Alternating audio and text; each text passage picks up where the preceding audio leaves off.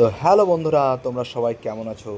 আশা করছি সবাই ভালো আছো। আজকে আমি চলে এলাম পাইকোর আইসিডিএম বালিকা বিদ্যালয়, পাইকোর স্থান পাইকোর।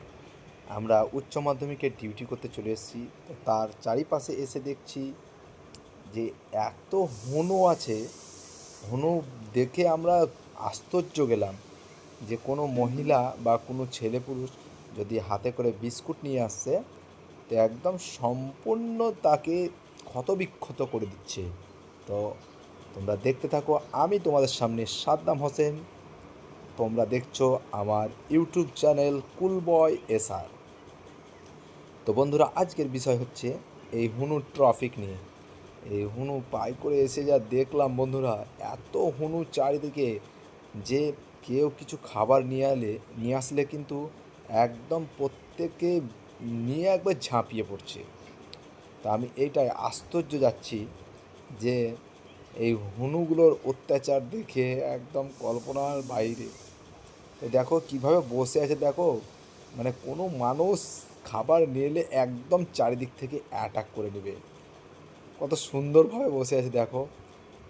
এক এক বিষয়ে দেখা যায় দেখতেও খুব সুন্দর লাগছে, আবার কেউ যদি কোনো খাবার নিয়ে আসছে তো একদম ওগুলো ফাটাফাটি করে দিচ্ছে, বুঝলে।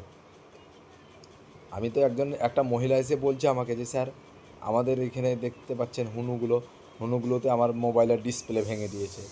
এ তো আশ্চর্য যাচ্ছি, কী ব্যাপার, কীভাবে হলো। দেবো যে বাড়িতে ফোন হচ্ছে না। তো যাই হোক, বলি ভালোভাবে দেখাবে। তো কী করা যায়, এত এত চারিধারে হনু, তুমি মানে কল্পনা করতে পারবে না যে এই এই গার্লস স্কুলকে কীভাবে চারিপাশে ঘিরে আছে। তা আমি চিন্তা করছি ম্যাডামদেরকে নিয়ে, এত এত মানে হনু আছে। ম্যাডামরা তো অনেক কিছু খায়, মেয়েরা তো বেশিরভাগ খায়।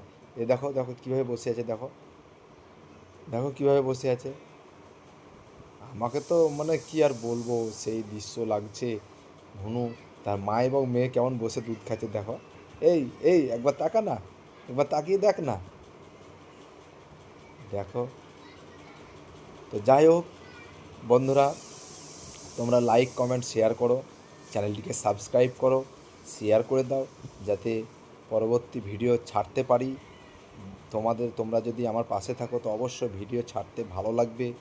তো তোমরা সাপোর্ট করো, খুব ভালো লাগবে। তো যাই হোক, আজকে যা দেখালাম সেটা খুব ভালো লাগলো। তোমরা আমার সামনে থাকো, পাশে থাকো। Tata, bye bye, good bye.